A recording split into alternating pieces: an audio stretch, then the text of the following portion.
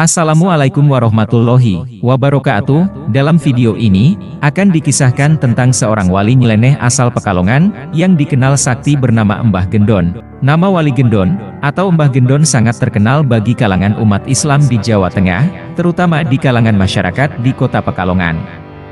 Penyebar ajaran agama Islam yang bernama asli Muhammad Arsal, yang pada masa itu beliau dikenal sebagai ulama yang sakti. Namun di balik kesaktiannya itu, dulu Mbah Gendon punya kepribadian yang pendiam dan tertutup. Begitu tertutupnya sampai tidak ada yang tahu apa yang diinginkan Mbah Gendon, termasuk orang tua Mbah Gendon yang bernama Tarab dan Takumi.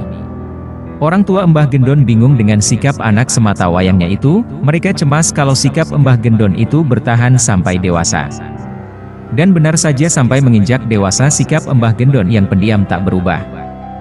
Orang-orang di sekelilingnya menganggap Mbah Gendon sebagai sosok yang aneh, meski begitu kedua orang tuanya tidak tinggal diam. Mereka berusaha mengubah sikap Mbah Gendon yang pendiam. Semasa kecil Mbah Gendon sering diajak jalan-jalan oleh orang tuanya untuk melihat-lihat keadaan sekitar. Mbah Gendon juga didorong agar mau bergaul dengan orang-orang yang ditemuinya, tapi usaha kedua orang tuanya gagal. Sampai pada suatu ketika mereka berpikir untuk menjodohkan Mbah Gendon dengan seorang gadis kembang desa, siapa tahu dengan begitu Mbah Gendon bisa berubah. Rupanya rencana mereka cukup berhasil, anak sematawayang mereka bersedia menerima perjodohan itu. Legalah hati kedua orang tua Mbah Gendon dan terhapuslah rasa cemas mereka, dan tanpa menunggu lama, mereka pun melangsungkan pernikahan anaknya. Orang-orang kampung mengiringi perjalanan sang pengantin menuju rumah sang mempelai putri berarak-arak, mereka membawa buah tangan, dan sesampainya di rumah mempelai putri, prosesi pernikahan itu berlangsung demikian hikmat hingga selesai.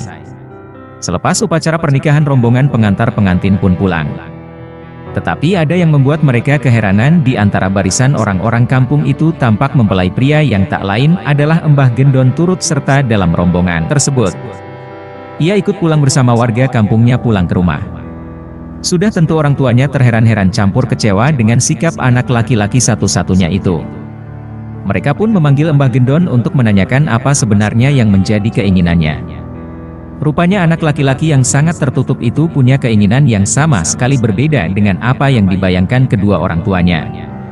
Sudah lama sekali Mbah Gendon memendam keinginan itu di hadapan kedua orang tuanya. Mbah Gendon akhirnya buka suara, ia sebenarnya ingin menuntut ilmu agama. Mbah Gendon ingin nyantri kepada ulama besar, dan kelak Mbah Gendon berharap ilmunya itu bisa berguna untuk masyarakat. Mengetahui permintaan Mbah Gendon tersebut, akhirnya mereka pun mengizinkan anaknya nyantri ke pesantren. Ia pun menuju pondok pesantren yang selama ini diidam-idamkan, yaitu pesantren Embabaan Ciwaringin Cirebon. Diterimalah ia menjadi murid Kiai Munir. Selama 5 tahun lamanya ia menekuni ilmu agama di pesantren tersebut. Namun di tengah-tengah berjalannya waktu, muncul penyakit wabah gatal-gatal menjangkit para santri. Saat itu pengasuh pondok memerintahkan seluruh santri untuk mandi di kolam yang ada di pegunungan.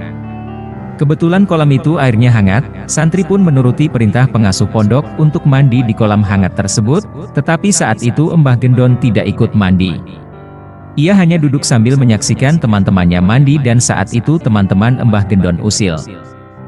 Mereka menarik tubuh Mbah Gendon sampai tercebur ke dalam kolam.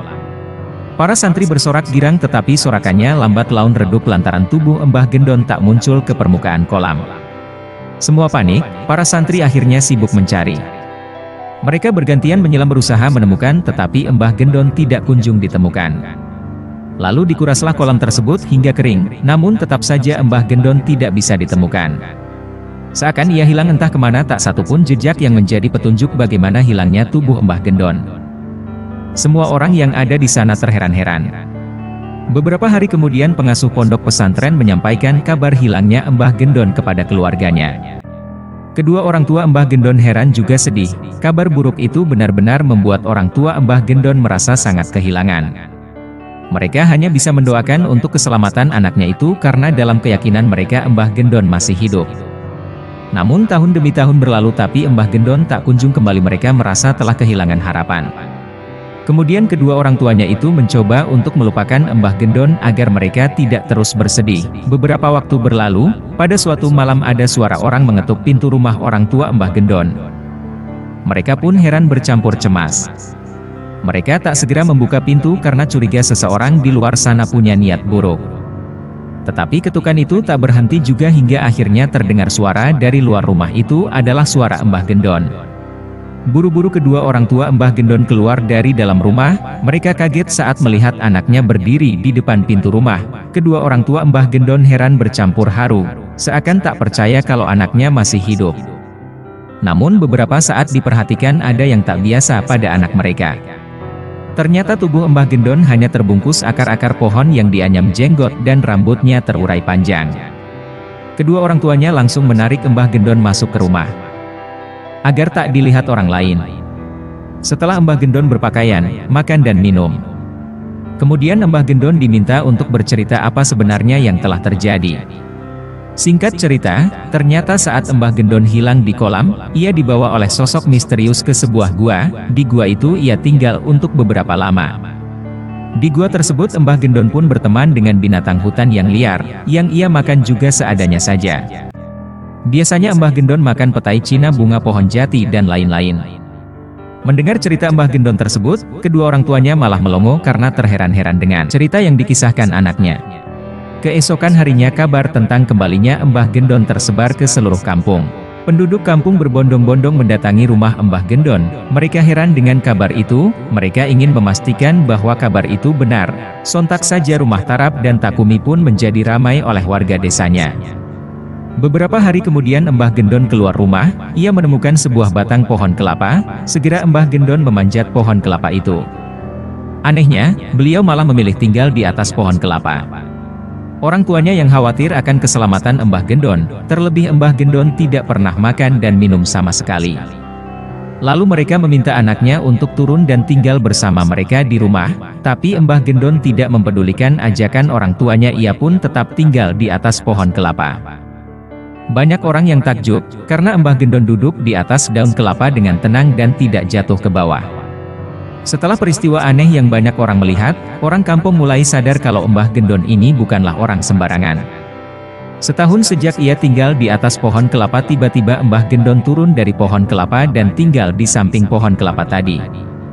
Hanya pelepah kering yang ia gunakan sebagai alas untuk duduk dan tidur. Melihat keadaan Mbah Gendon yang compang-camping tak memperhatikan dirinya sendiri, keluarganya lantas membangunkan gubuk di samping pohon kelapa tadi. Gubuk itu sekedar tempat untuk berteduh dari panas dan hujan, tetapi Mbah Gendon tidak selangkah pun bergeser dari tempat duduknya, ia tetap berada di sana. Memang kemampuan Mbah Gendon di luar nalar manusia awam. Ia punya kesaktian yang luar biasa. Mbah Gendon atau Wali Gendon juga terlibat perjuangan melawan penjajah di masa kolonial. Gubuk Mbah Gendon sempat dijadikan persembunyian para pejuang kemerdekaan.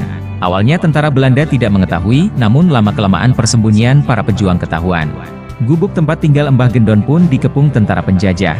Para pejuang mulai terdesak. Tentara Belanda menembaki para pejuang yang ada di dalam gubuk Mbah Gendon dengan membabi buta. Namun anehnya peluru itu tidak tembus sama sekali, padahal tempat tinggal Mbah Gendon itu hanyalah gubuk kecil seadanya. Para tentara Belanda itu pun heran dan ketakutan, lalu para tentara Belanda itu pun kabur, dan para pejuang yang ada di dalam kediaman Mbah Gendon selamat. Begitulah kisah tentang Mbah Gendon yang kemudian dikenal namanya sebagai Wali Gendon.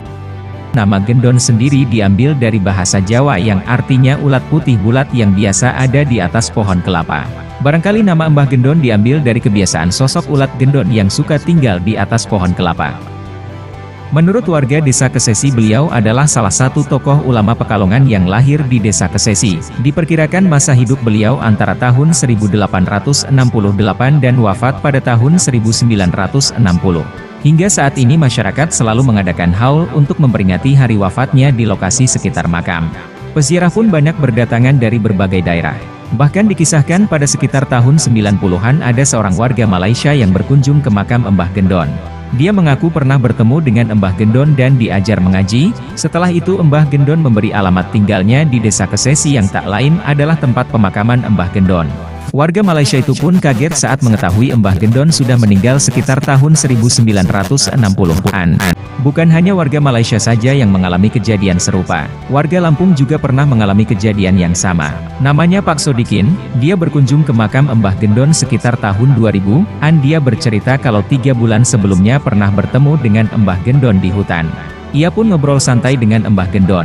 Namun warga Lampung itu juga kaget, saat tahu kalau Mbah Gendon sudah meninggal sejak lama. Begitulah sekelumit kisah tentang Wali Gendon atau Mbah Gendon yang atas izin Allah, beliau diberi kelebihan dan kesaktian yang digunakan untuk syiar agama Islam dan membantu sesama. Wallahu a'lamu bishawab. Wassalamualaikum warahmatullahi wabarakatuh.